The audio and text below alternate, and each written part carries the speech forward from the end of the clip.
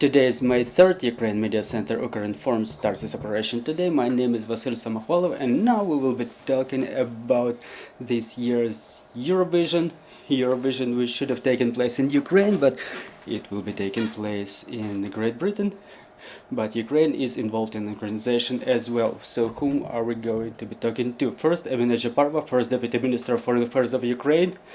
Halyna Grigorenko, Deputy Minister of Culture and Information Policy of Ukraine. Volodymyr, Sheyko, Director General of the Ukrainian Institute. And joining us a little bit later will be Jamala, Ukrainian singer who won the Eurovision Song Contest in 2016. So we're waiting for her. So Eurovision.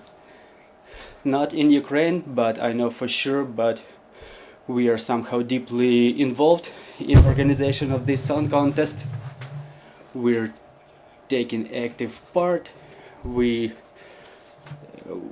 planning to promote Ukraine, to promote Ukrainians, Ukrainian participants. So how is it going to be happening? So let's start with Emine Japarova. Good afternoon, dear colleagues, dear friends, dear journalists. It's my pleasure to be here to tell you about the holiday during the war, how we try to manifest the life through those challenges that we as a country, as a society are witnessing. And it's crucial for us to have Ukraine being felt just like we feel it. And just in a couple of days we will find out who will be the winner of this marvelous song contest, Eurovision, which due to the reasonable circumstances cannot be taking place in Ukraine, but due to a coincidence of events it will be taking place in Liverpool, in a country which is a great partner of Ukraine in both military area, diplomatic, economic, and I want to thank our British partners that even here they manifest this support to Ukraine. The motto of Eurovision this year is United by Music, and we feel it on all levels of organization. A powerful team.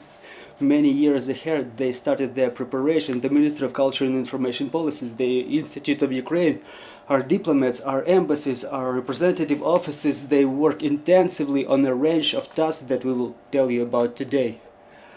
Great Britain allocated £3 million so we could have our Ukrainian projects there, so that Ukraine is seen, so that people can find out about Ukraine, not only through the holiday, because we understand that Eurovision is focused on this festival, on the music. There will be thousands of free tickets disseminated among Ukrainians, those who reside in Britain and neighboring countries, so that they're able to visit that song contest. We were trying in planning of our work and implementation of our projects to approach practically to complex promotion of Ukraine in all areas. And from 3rd to 14th of May there will be Ukrainian Boulevard established in Ukraine. There will be 26 chalets in total, and 6 of them will be dedicated to Ukraine.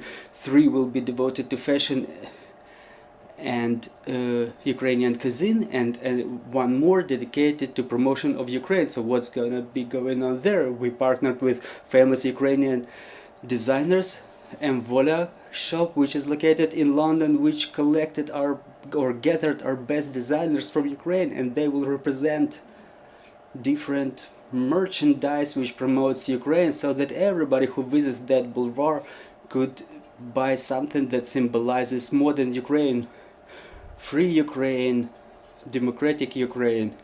So we appreciate the input of all of our partners, specifically Mvola, who got involved in this collaboration. Also, we think that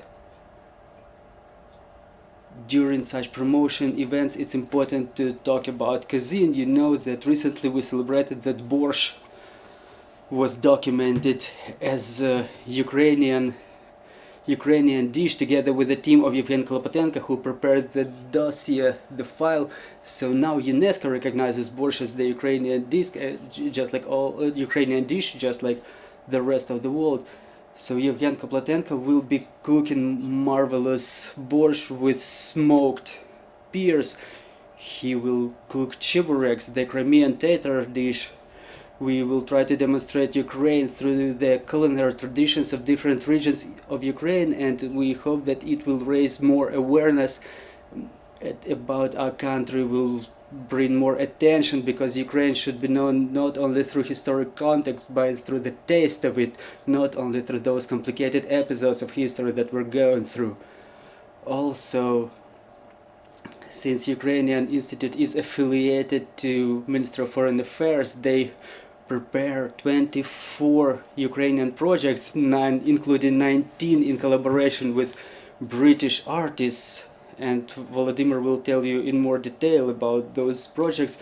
But the peak of promotion of Ukraine will be the concert of Jamala. It was being prepared for a number of years. She was gathering different pieces of music from different corners of Crimea. So this album will premiere on the 11th of May during Eurovision in Liverpool, and a week earlier in Kiev, so everybody may touch this Crimean music. Jamala will be singing with BBC Philharmonic Orchestra, so our partners are quite serious in this project.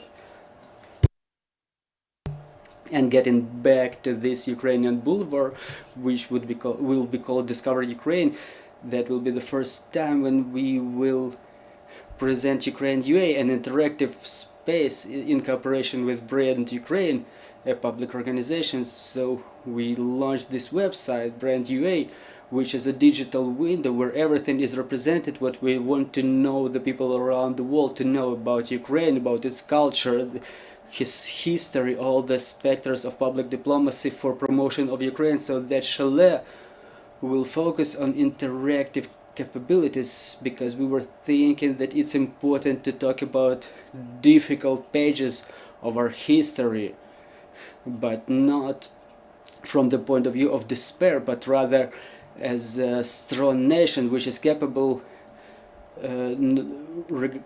to win in the contest regardless of the war, to manifest the dignity. And this is something that makes us a nation, which makes us different from Russian Federation. That's it for me. Thank you very much. So you just told us about the diplomatic front, and now let's proceed to the cultural front. Maybe I will ask you to pass the microphone to Ms. Halyna. Well, this is how we planned it, that Volodymyr will wrap up the MFA part, and then we'll proceed to Ms. Halyna. Thank you very much. Thank you for your attention to today's topic, dear colleagues. I will tell more about the cultural program of this year's Eurovision, which is a peculiarity, I would say, of this year's contest, which is happening in honor and on behalf of another country and our British partners, being really one of the most consistent partners of ours around the world. Let our Ukrainian culture, Ukrainian artists and other actors of art to present their works during Eurovision contest, and not just in the format of one-sided presentation, but mostly as collaboration with British artists.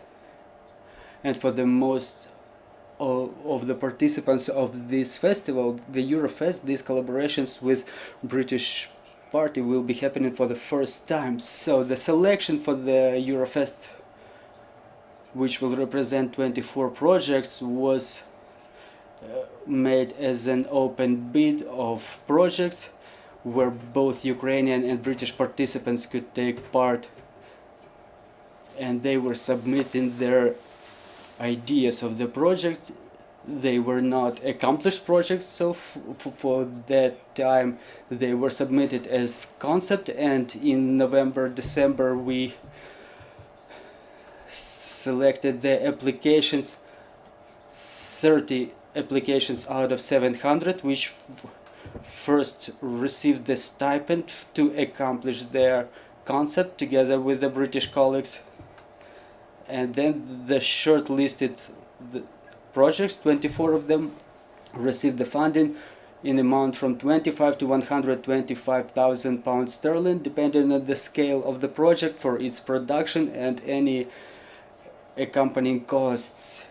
The Eurofest, so before Eurofest there was a year of cultural events. It was a culmination of Ukrainian cultural events during which British Council and Ukrainian Institute worked jointly in a number of British cities starting from the April 22. So full-scale invasion did not hinder us from making 3 dozens of different theatrical cinematic events, cultural panels on different cultural platforms in different parts of Britain. So this Eurofest is the culmination of 1 year of work to have British public, British professional audience to find out more about Ukraine, and so that British society is more aware what are the values pursued by Ukraine, what do they support economically, politically and militarily. The role of Ukrainian Institute in this preparation of Eurofest was to provide proper optics for our British partners on what cultural expressions of Ukraine should be demonstrated in Liverpool during the song contest, because the concept of British party, well, welcome Jamala, please take your seat. Good afternoon everybody. The concept, the initial concept was that it should be mass entertaining project in traditions of other previous editions of Eurovision, and when we started the dialogue with the British partners around this, we thought that it's not quite the right optics through which we should organize any cultural events, because the Ukrainian reality, both its tragic dimensions and joyful dimensions, should be expressed during those projects. And during our prolonged conversations with our British partners, we tried to convince them that they should not focus on the entertainment content, but to give more voice to Ukrainian artists who would translate those incredible difficulties that Ukrainian society is going through now, and the bravery it demonstrates to the world, and we are happy that we were heard. And among the projects that will be represented during the contest, there will be a couple of them home, which researches the idea of home, the lost home, the new home, the acquired home, or a home that we're used to live in our whole life through Ukrainian photography, through its unification with British poetry, Ukrainian photographers, curators of Ukrainian photography, and modern poets from different places of Britain will be invited for that part of context. Another is the black and white opera Chernobyl-Dorf, which was presented in Ukraine and abroad already. So during this cultural season of Ukraine in Britain, we showed this opera during the main festival of the contemporary music, Huddersfield Contemporary Music Festival, and this opera gathered such reviews in the British media as one of the most overwhelming views in modern cultural history.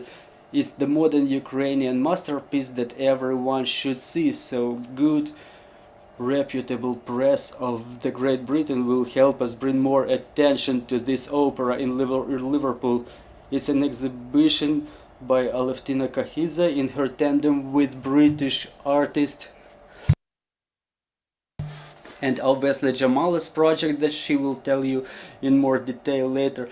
The video installation by Katya Prochaska, a Ukrainian artist, which is called From Izum to Liverpool, is the video installation that recreates in video the path that people were overcoming while moving from east to west, from Izum to the very border to Poland, border with Poland, and we appreciate the input of Ukrzaliznytsia in support of creation of this performance. There will be rife with the open rave called Rave Ukraine, with open video translation, great sculptural space, sculptural installations looking like birds, which are supposed to recreate the traditional ornaments like embroidery and musical ornaments, folk music inherent in different regions of Ukraine. So those birds are already installed here, right? They are already installed in Liverpool, and our co-organizer says they're right, as they attract a lot of attention from both children and adults, from those who come to Eurovision already. So there's a number of very cool projects contemplated, which represent a broad range of genre and types of art, and we hope that it will deliver the messages that we want to have them delivered to the public. Serious messages, serious voice of Ukraine, not in entertaining manner, but just the voice of Ukraine. I want to add a little bit. We prepared some merch, a high kind of steel. There will be a photographic zone where Ukrainian chalets will be located, who will tell about Ukrainian society, country and history. So this photo zone, it follows the sun, like the visual figure of heart of steel. It represents who we are as a nation. And to add a couple of words of appreciation to our British colleagues, because during this week when the Eurovision contest will be going on, dozens of British embassies together of Ukrainian artists will have cultural events dedicated to Ukraine throughout the world.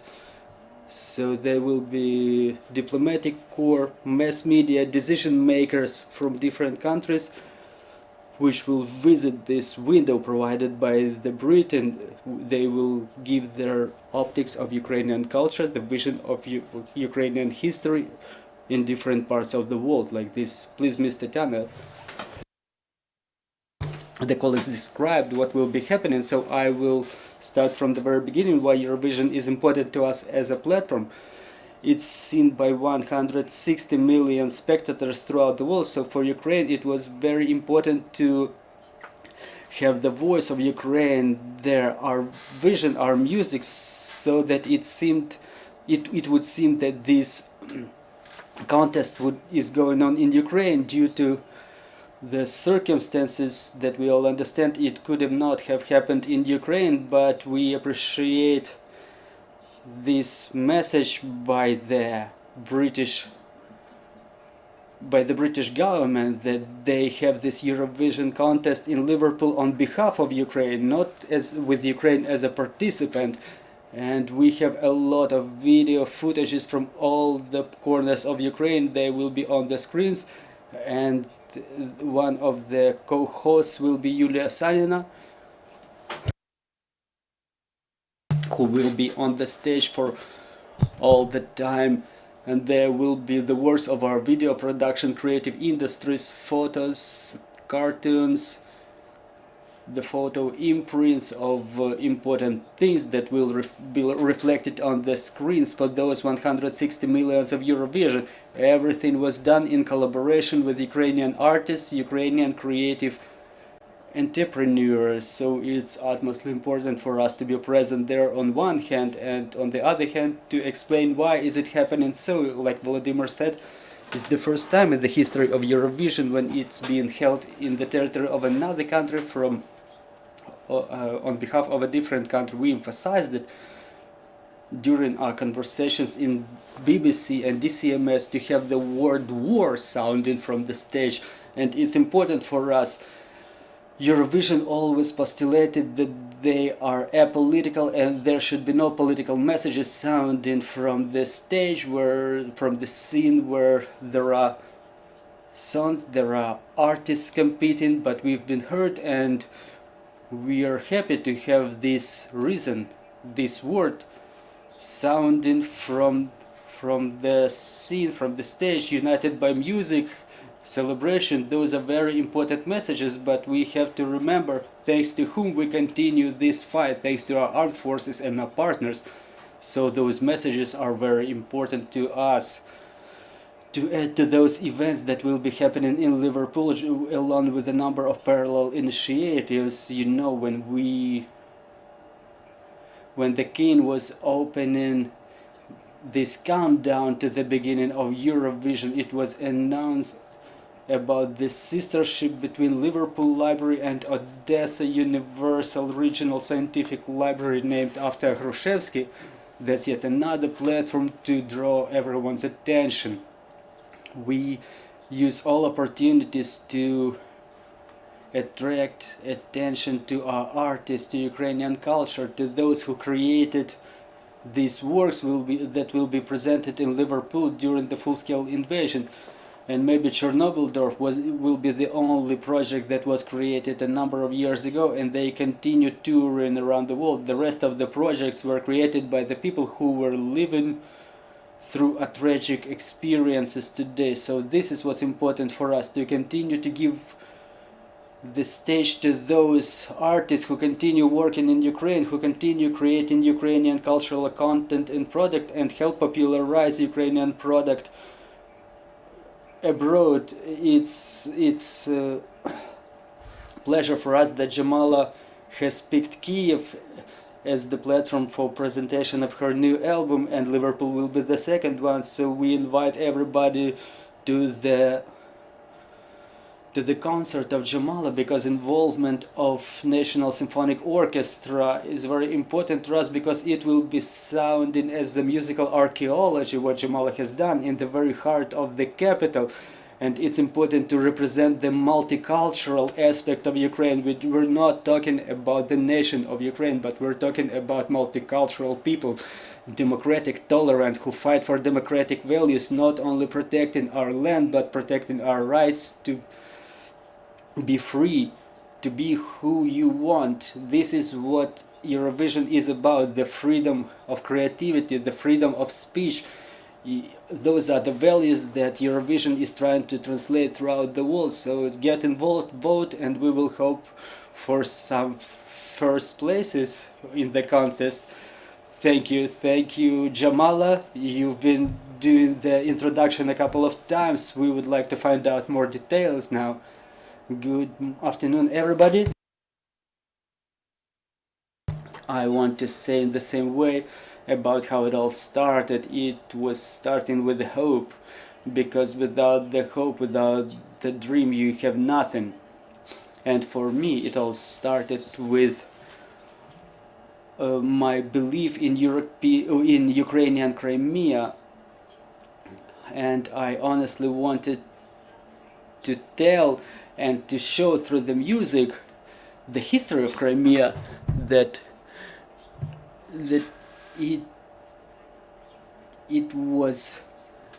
came alive right in front of your eyes. Well, you may say we don't know Crimean language, and let's be honest, the topic of Crimea became a niche topic within these 9 years, so it was important for me to recreate you in front of my eyes, and this is how I started the work on this album. And it consists of the 14 ancient Crimean theater songs, which are more than 100 years old, and they tell about different corners of Ukrainian Crimea: Yalta, Akhmechit, it's Simferopol, Akhyar, Sevastopol. And recently there was a decree on return of the authentic names, authentic toponyms. And in the same way, I was using only the real names of the cities, cafe, like Theodosia. And now we see 14 different places in Crimea. And through those stories, the real stories of the people from Yalabayli, those who were living along the shore, Alushtas, Alushta, Sudakh, Yalta to Tativ, those who were living in Akhmechet, currently Simferopol, to Nagaev, Kerch, Chankoy, and every single song tells about the unique story from drama of a girl who is waiting for her fiancé through the window, but she doesn't see him coming. Well, and one may say nothing special, like in the modern world a boy keeps walking and that's it. But back then people were trying to get married in their small communities, and if they don't find a fiancé in their small community, it grows into a big drama. From drama Kirial Bini, which tells the story when she is on the way from Hoskuta Privetme, and we know that a person who writes, when I found that song, I was so uncomfortable, as if I found some personal letters, some personal diary. So the words are, I feel so bad, so difficult here on earth, I want to kill myself, I miss my homeland, but now we throw such words around like I want to kill myself. But imagine, it's century 8. A person who confesses Islam, they cannot verbalize it, and we understand either this person is already dead and they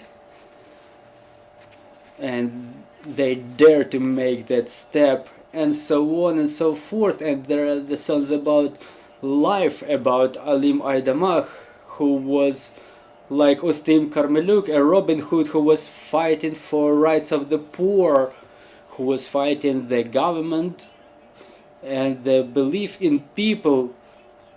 The people believed him, so that if you say in the market, have you heard that Alim is dead, you would be answered, no, that can't be true. Like we may say today, ulterior part for saying something bad about the armed forces of Ukraine. So every song is saturated with this life, tragedy, drama. And then there was a demand, I was building it in unification with symphonic paint as the language understood to the world, the monumental symphonic paint with more than 80 musicians, having them united with the ethnic musical groups, the Crimean theater musicians, tube, kaval, dare, trumpet, violin, everything is united, everything is mixed, and it creates the fabric of that record. And for me, as you, Ms. Halyna, said, it was important it was crucial for the first time to premiere this album in Kiev, just until I cannot play it in Crimea, until we have rockets and missiles incoming. Today it was 21 or how much. Every day we have these missiles incoming and other projectiles, other weapons. Every day we do something in our rear, and we do it to the, I apologize for pathos, but we do it on international level. We're not in a position of begging, because we fight for real. We want all the world to hear how creative we are, how talented, how young we are as a country who continues with its deed to prove that we fight for our right to live in our land. So right, the presentation will be on Friday in the Opera Theater, and availing myself of this opportunity, I want to express my appreciation of the input of all the ministers for believing in me. When I was coming to you personally, I was telling you my plan and you know, just like a small animal rhapsodal in a foil. Well, it was not quite clear, only I knew how to have everything of it united. All of the parts united, what I really want, what I want to express by my album. And I want to say that the history is going on. You may take our lands, you may put our people to prisons, but through those songs we will stand up from ashes again and again, and that Crimea is Ukraine, it's no doubt. And you may ask how they will understand it. They will understand it through those songs, through those stories, through this piece of art. And if Russian Empire was doing a lot to debunk the real history, they were trying to impose a myth, like they say that the Ukrainians emerged as a nation thanks to Lenin, in the same way that the Tatars, they emerged as a nation in 13th century, and they just brouhaha in your face. And I want every Ukrainian to see themselves as the part of Crimea. Bring Crimea back to yourself mentally, first of all. I don't want you to return Crimea back to Ukraine for the sake of Chebureks and the sea. I want you to bring back the history, so you feel yourselves the descendants of Huns, Cimmerians, Towers, Scythes, that one may say this is a global history and you're just standing aside. No, it's yours. We want to get this ourselves relieved of colonization, of this colonial state. Pushkin was sitting there, the Livadia Palace. No, that's different. This is where Ali Maidamach with his guerrillas was fighting, and he was doing the same thing that our military are doing now, and our guerrillas are doing now in Crimea, making that cut and the explosions. And I want to tell it through my music ways, with full submergence in music. I did it to the best of my capabilities. On the 5th of May it will be on all the streamings, it will be presented throughout the world, and on 11th I will present it with the BBC orchestra. It's an incredible event, because one may not understand something. One may think that BBC Philharmonic Orchestra, they have their schedule 3 years ahead, and the fact that they propose some additional rehearsals by themselves, they were ignited by that idea. It was terrible for me to sing in front of the audience of 20,000 people and to sing an album in Crimean Tatar language. It's horrific to me. It feels horrific, but I want them to really understand that there are Crimean Tatars, Jews, Georgians in Ukraine. Regardless of the ethnic origin, we're all Ukrainians. Absolutely all of us. Thank you. Thank you. Before we proceed to the questions from the floor, I have a question. I have an impression that Ukraine keeps changing the Eurovision itself, because it started when Jamala was claimed that she had a political manifest rather than her performance, and now there is a victory that resulted in Eurovision taking place in a different format. Now they are not afraid of the word war.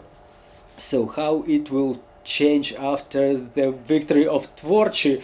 Well, are you asking me? Well, I'm asking all of you, all the panelists. Well, I have no concerns at all, because it's Ukrainian Eurovision in Liverpool. This is just how it happened, and I was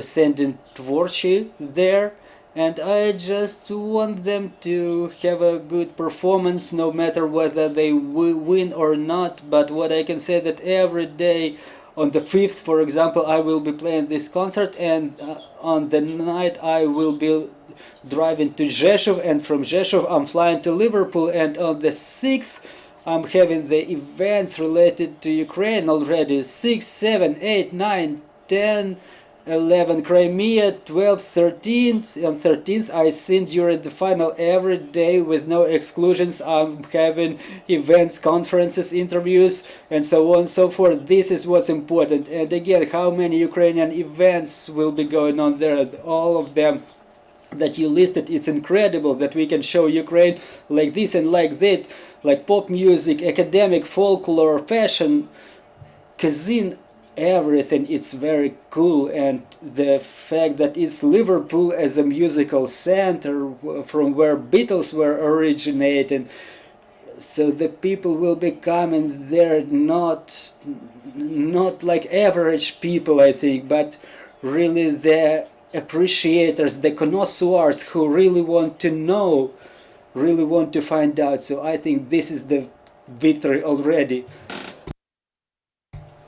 I will add that I absolutely believe that Ukraine is a trendsetter in the world in all areas that we may imagine, cultural, diplomatic, arts sphere. We are driven by the slogan that there is nothing impossible, and it comes true because we couldn't imagine a year ago that we would be able to have Abrams and Patriot defense systems. It was unimaginable a year before. Now they are here, and I hope that thanks to them we will lose. Well, the main thing is that we want to oust Russia from 25 international organizations. We will stop different events that Russia was planning in different contexts. It was not obvious a year ago, but it's coming closer now. Russian Federation usurped the place in a permanent place in the Security Council of United Nations. They made a way around all the procedures that were contemplated by this statutory requirements of United Nations, and it has grown not only into toxic but radioactive state. They are ahead of Iran in terms of sanctions, in terms of all the evil doing.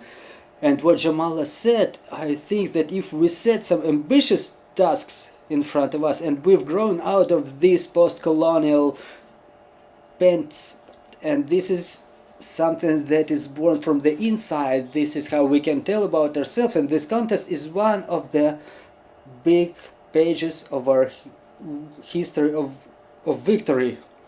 In response to your question, I would say that we have changed Eurovision in a number of things, even this year, and we've changed it in a number of levels.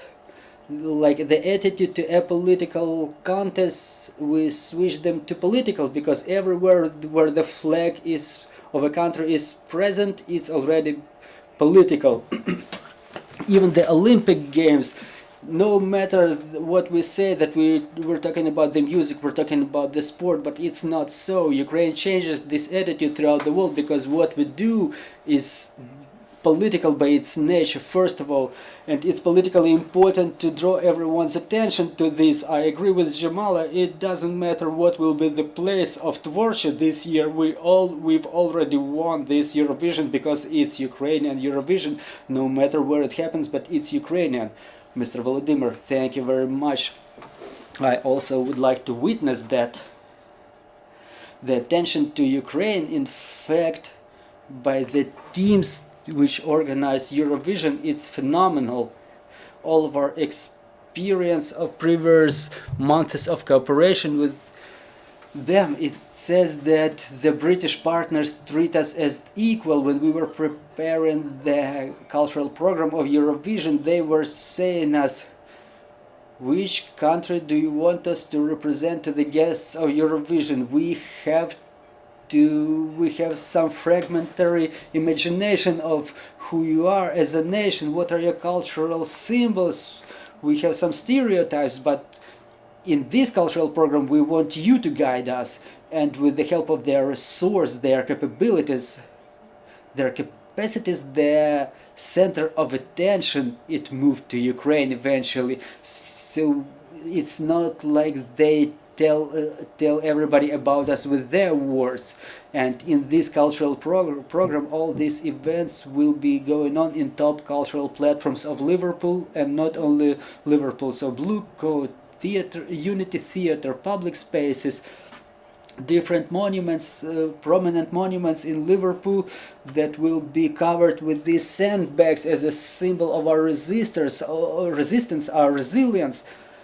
Is a gesture of solidarity, the demonstration that they are ready to provide us with their central institutions, platforms to have our Ukrainian voice heard. And it's another confirmation, another proof that the subjectivity of Ukraine will be demonstrated to the full extent. We're not someone who asks or begs.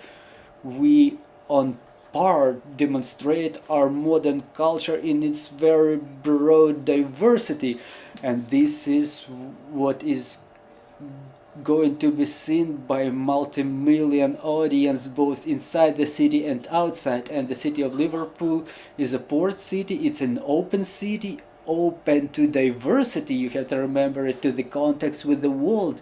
And I think this is the perfect location to have both the denizens and the Ukrainians interested in this event. So we're happy to be involved in this program. The program has started already. I'm sorry, I forgot to mention it. It started on the 1st of May, and it will continue until the 13th. Now we may proceed to the questions from the floor. Nadia Yurshenko, Ukrinform. Good afternoon. It was mentioned that there will be the word war sounded from the stage, but what do we want to tell Europeans during the second year of war? What emotions do we want to call in themselves? Maybe they want to get themselves relieved from the war, and we reminded them.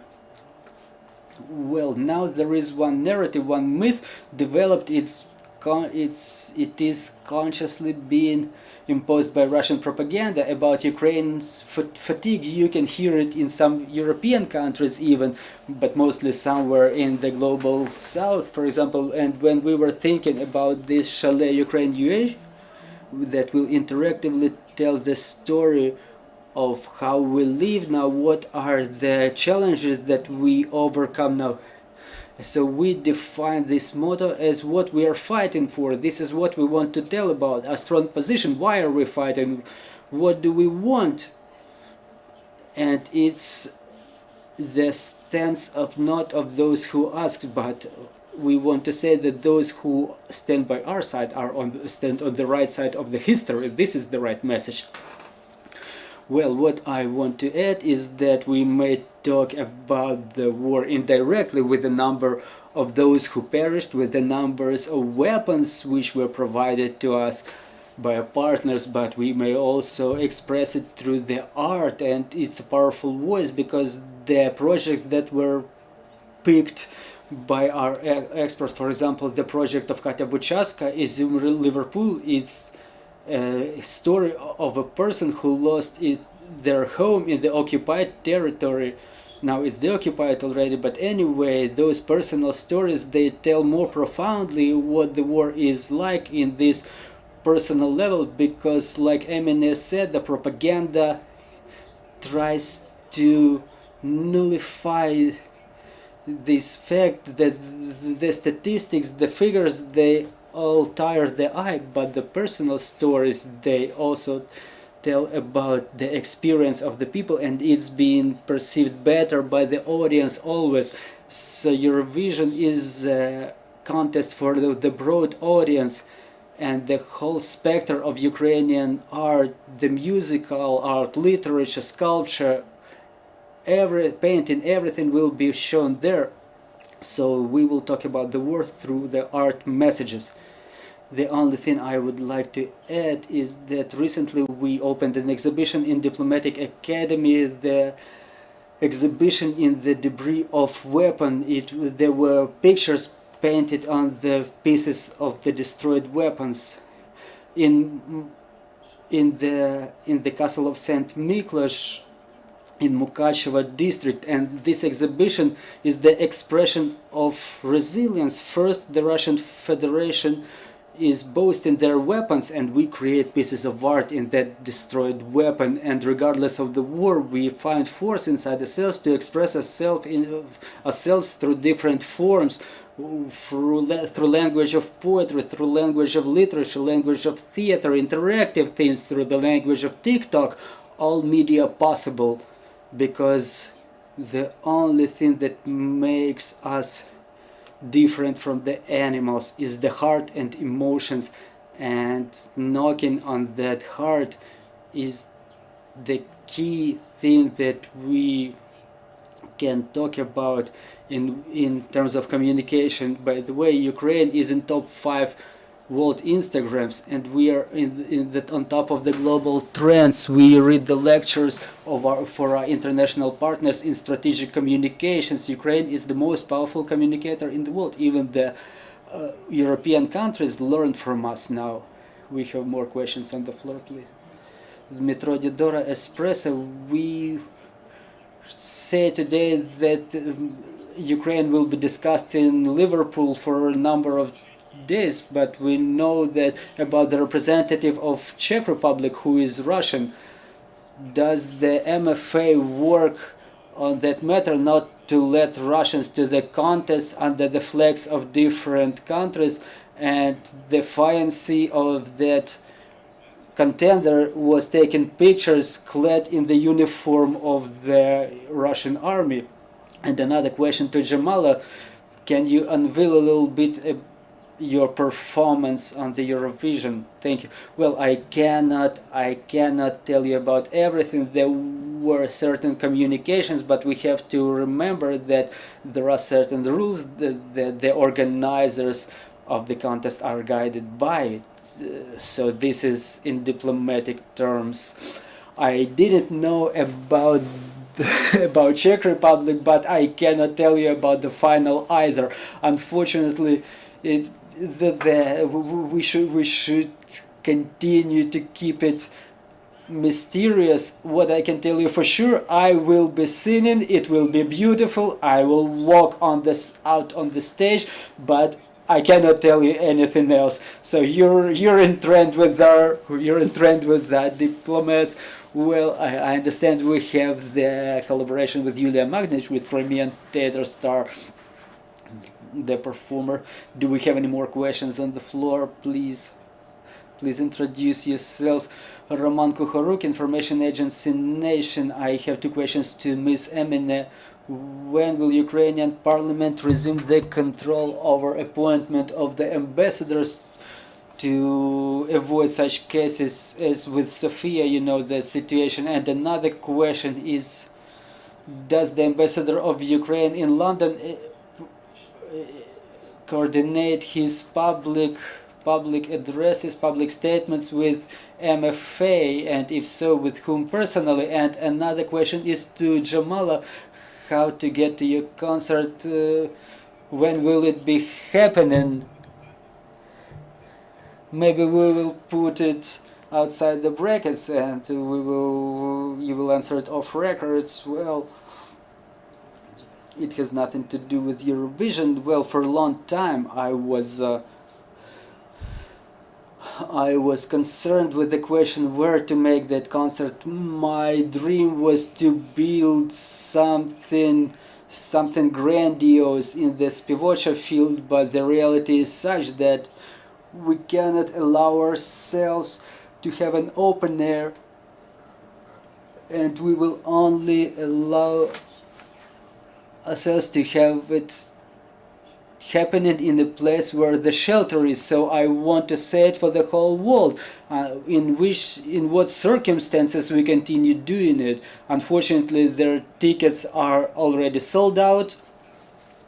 It's good that everybody is curious to see this. My PR person Artur is right here, and I hope we will be able to find a spot for you. So everybody goes. Well, if we don't have any more questions from the floor, let's wrap up. We were talking about the Eurovision, how Ukraine changes Eurovision, not only Eurovision but all the cultural world and diplomacy, and we said that European has won already. Well, our next briefing is at 1500. See you shortly.